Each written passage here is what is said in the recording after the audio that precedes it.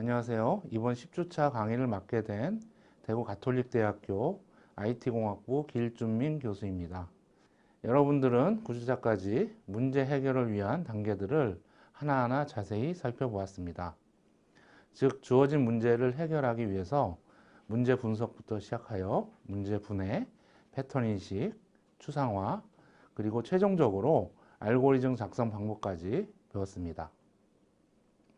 이번 10주차부터는 문제 해결을 위한 다른 접근 방법 혹은 문제를 좀 더 효율적으로 해결하도록 도와주는 다양한 방법들에 대해서 살펴보겠습니다. 그중 하나로 10주차에는 시뮬레이션 및 병렬화에 대해서 학습해 보겠습니다. 10주차의 첫 번째 주제인 시뮬레이션은 문제 해결의 단계 중 자동화와 연관되어 있는데요. 우선 자동화라는 것은 알고리즘을 컴퓨터 시스템으로 수행할 수 있는 형태로 변형하여 해결책을 나타내는 것입니다. 즉, 문제를 해결할 수 있는 알고리즘을 자동화를 위한 도구인 프로그램으로 변형하여 그 결과를 도출해내는 것입니다. 자동화의 결과이며 문제 해결을 위해서 만든 모델을 실행시켜 결과를 파악하는 것이 바로 시뮬레이션입니다. 자, 그래서 이번 주차에서는 우선 자동화에 대해서 간략히 알아보고 시뮬레이션에 대해서 학습해 보겠습니다.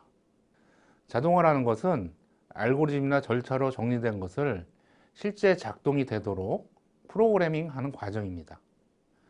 즉, 문제 해결의 결과를 얻기 위해서 컴퓨터에서 동작 가능한 프로그램 형태로 구현하는 것을 의미합니다. 프로그램으로 구현할 수 있는 다양한 방법으로는 대표적으로 프로그래밍 언어를 사용하는 것입니다. 자, 그럼 프로그램 언어에 대해서 살펴보면 프로그램 언어는 실행 방식에 따라 컴파일 방식과 인터프린터 방식으로 나눠집니다. 첫 번째로 컴파일 방식은 프로그램 소스 코드 전체를 한 번에 번역한 후에 최종적인 실행 파일을 생성하는 방식으로 실행 파일 자체가 독립적 프로그램으로 만들어집니다. 실행 속도가 빠르고요. 큰 규모의 프로그램을 만드는 데 유용합니다. 반면에 번역하는 데 시간이 소요된다는 단점이 있습니다. C 언어, C++ 언어가 컴파일 방식을 사용하는 대표적 프로그램 언어입니다. 두 번째, 인터프린터 방식은 프로그램 소스 한 줄씩 읽어서 해석하고 곧바로 실행하는 방식입니다. 실행 방식이 매우 간단하다는 장점은 있지만은 대규모 프로그램 제작이 어렵고 프로그램 실행 속도가 다소 느리다는 단점이 있습니다.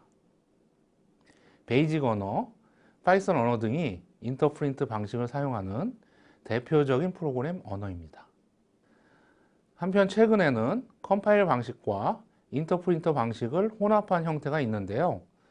이 방식은 소스 코드 전체를 한 번에 번역하여 중간 코드를 생성한 후에 이 중간 코드를 인터프린터가 한 줄씩 읽어서 실행하는 방식입니다. 즉, 중간 코드까지는 컴파일 방식을 쓰고요. 그 이후에는 인터프린트 방식을 쓰는 것입니다. 이 방식을 사용하는 대표적인 프로그래밍 언어로 자바 언어와 C# 언어가 이에 해당됩니다. 최근에는 복잡해 보이는 프로그램 언어를 쉽게 배울 수 있도록 개발이 되었는데요. 그것이 바로 블록형 프로그래밍 언어입니다. 블록형 프로그래밍 언어는 앞서 살펴본 C, C++, 파이썬, 자바 등 키보드로 직접 타이핑해서 프로그램을 만드는 텍스트 기반의 프로그램 언어의 복잡함을 단순하게 표현하기 위해서 마치 블록을 쌓아 조립하듯이 생각의 순서에 따라서 프로그래밍 블록을 조립하는 방식으로 프로그램을 만드는 것입니다. 대표적인 블록형 프로그래밍 언어로 미국 MIT에서 개발한 교육용 프로그래밍 언어인 스크래치가 있습니다. 또한 우리나라에서 만든 엔트리라는 프로그래밍 언어가 있습니다. 자, 어떤 프로그래밍 언어를 사용하느냐는 문제 해결의 목적과 구현 환경, 그리고 난이도에 따라 달라질 수 있습니다. 프로그램을 처음 접해보는 초보자들은 아무래도 블록형 프로그램 언어로 접근해서 기초적인 프로그램 방식을 익히는 것이 중요합니다. 그리고 어느 정도 숙련이 되면 텍스트 기반의 프로그래밍 언어를 자동화 도구로 활용하는 것이 보편적일 것입니다. 다음으로 시뮬레이션에 대해서 학습해 보도록 하겠습니다. 시뮬레이션은 자동화로 만들어진 프로그램을 모의로 흉내내어 결과를 파악하고 더 나아가 사람이 해결하기 힘든 문제까지 해결할 수 있도록 하는 과정을 말합니다. 일반적으로 사회적, 자연적 현상의 많은 문제들은 수치적으로나 해석적으로 해결할 수는 없는 경우가 많은데요. 이러한 문제들을 직접 실행하는 것이 아니라 시뮬레이션 방법을 이용하여 쉽게 해결할 수 있는데요. 모의로 재현하고자 하는 사건을 하나씩 수행하되 컴퓨터 연산 기능을 이용하여 수행한다면 실제와 유사한 근사각 결과를 더욱 빠르게 또는 더욱 다양하게 얻을 수 있는 기법입니다. 시뮬레이션은 크게 세 가지 방식으로 나누어집니다. 첫 번째로 아날로그 시뮬레이션인데요. 아날로그 시뮬레이션은 실제 시스템의 모형을 제작하고 이를 통해 시스템의 연속적인 동작을 분석하고 평가하는 방식입니다. 자, 두 번째로 디지털 시뮬레이션이 있습니다. 디지털 시뮬레이션은 컴퓨터를 이용하여 시스템을 수치적으로 분석하고 평가하는 방식입니다. 그리고 세 번째는 몬테카를로 시뮬레이션 방식인데요.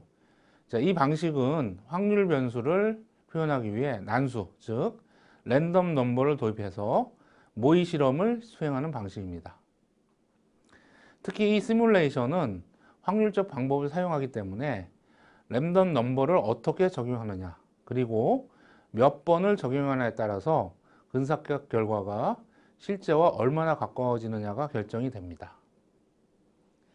자, 이상으로 우리는 문제 해결 과정 중에 하나인 시뮬레이션의 기본 개념을 자동화와 함께 살펴보았습니다. 자동화란 알고리즘을 컴퓨터 시스템으로 수행할 수 있는 형태로 변형하여 해결책을 나타내는 것입니다. 그리고 시뮬레이션은 자동화로 만들어진 프로그램을 모의로 흉내내서 결과를 파악하고 더 나아가 사람이 해결하기 힘든 문제까지 해결할 수 있도록 하는 과정이라고 하였습니다. 시뮬레이션을 통해 결과를 도출해내기 위해서는 필요에 따라서는 컴퓨팅 자원을 어떻게 구성하여 활용하느냐가 필요합니다. 자, 이런 목적을 위해 필요한 요소 중에 하나가 바로 다음 차시에 배울 병렬화, 즉 병렬 처리입니다. 다음 차시에서는 이에 대해서 자세히 살펴보겠습니다.